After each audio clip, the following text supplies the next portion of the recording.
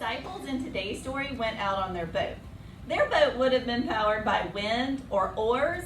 We're going to use something a little more unusual to power our boats. Have you ever seen these materials? Probably, yeah, you've probably seen these in your kitchen. Yeah, definitely. This is kind of by the sink. These might be in a drawer in your kitchen, or you might have used them for fun crafts or experiments in your classroom. So we're going to use those today to make our boat go. Okay, so I have created my boat out of cardstock. You can see I've cut out a couple. You can cut out different sizes. That's a really cool variable to change the size of your boat. If you don't have cardstock, you can use an empty milk carton or a piece of craft foam or a piece of poster board that's left over from a project. You can pretty much cut your boat out of anything. The key, you want a little notch at the back, almost like a real boat would look, where like the motor would be. So you want to cut a little notch out of the back.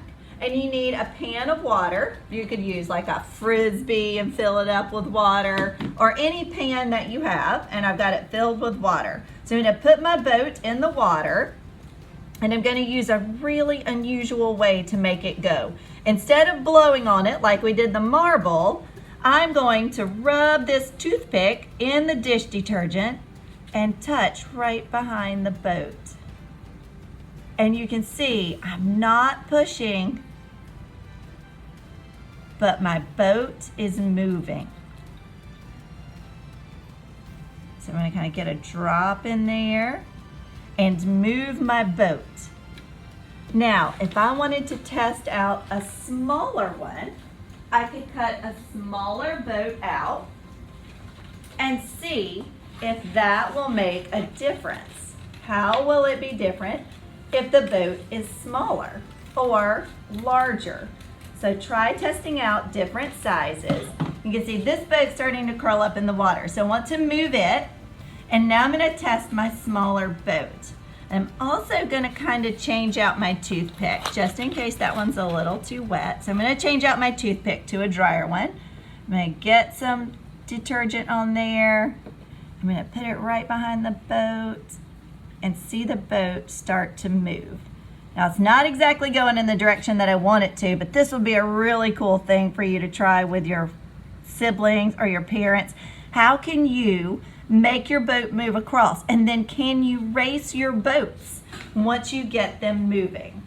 So drops on here, put it in the little notch right behind it, and watch your boat move. Oh, and my boat's gonna sink. So how does this work? So water is made up of molecules, and the water molecules naturally stick together, kind of like a group of children holding hands. The soap molecules cause the water molecules to lose their grip on the water molecule beside it and push away from the dish soap. So when you put the dish soap in the little notch in the boat, when the molecules start to move apart and push, they're pushing against the boat and causing it to move. So we believe that soap can move these boats because we can see it. Jesus calls us to faith in things that we cannot see. We can have faith in his power, and through God's children, Jesus is building.